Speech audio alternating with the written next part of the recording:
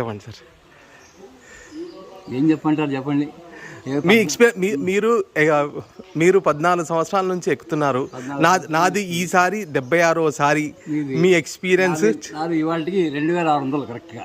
2600. Oh my God. మీ age ఎంత sir? 70. ఈసారి తిరుమల కొండ 2600 2600 టైమ్స్ ఈరోజు ఎక్కి దిగుతున్నాడు.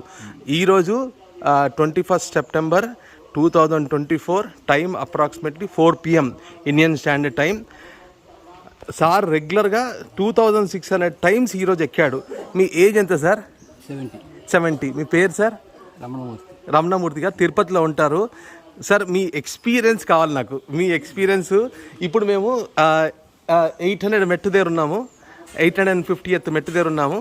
సార్ ఎక్స్పీరియన్స్ 2600 టైమ్స్ది ఎక్స్పీరియన్స్ చెప్తాడు సార్. సార్ మీ ఎక్స్పీరియన్స్, మీ గురించి చెప్పండి ప్లీజ్. ఎక్స్పీరియన్స్ ఏముంది, నేను ఏదో గాలివాటి ఇక్కడ ట్రాన్స్ఫర్ అయ్యి వచ్చాం. ట్రాన్స్ఫర్ అయ్యి వచ్చినప్పటి నుంచి రోజు దర్శనం అలవాటు అయింది.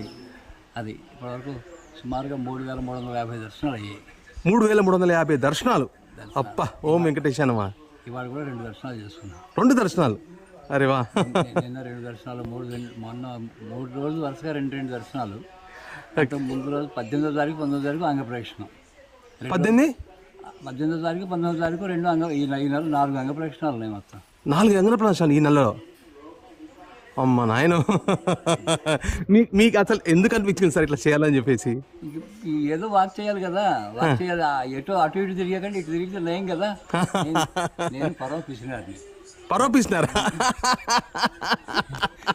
బయట తిరిగితే 100-200 ఖర్చు. ఖర్చు ఏం లేదు కదా నాకు. అట్లా అనకండి, అది దైవ సంకల్పం అనాలి. నాకు రోజుకి ఎంతో 60-70 రూపాయలు నా ఖర్చు అంతే. అది ఫ్రీ బస్ అయితే అది లేదు. ఫ్రీ బస్ దొరికిందంటే పైకి వస్తాం ఉపరక్షణ చేస్తాం. మళ్ళీ. మీకు ఎంతమంది పిల్లలు సార్? నాకు 2 అమ్మాయి. మ్యారీడా? ఎప్పుడు మా మనవాళ్ళు కూడా హై స్కూల్ లెవెల్కి. ఎక్కడ? 2 అమెరికాలో? అందరూ అమెరికాలో. మిస్సెస్ ఇంట్లో ఉంటుంది. మీ అసలు మీ ఎక్స్పీరియన్స్ ఏంటి? ఈ 2600 టైమ్స్ ఎక్కారు ఈ రోజుకి.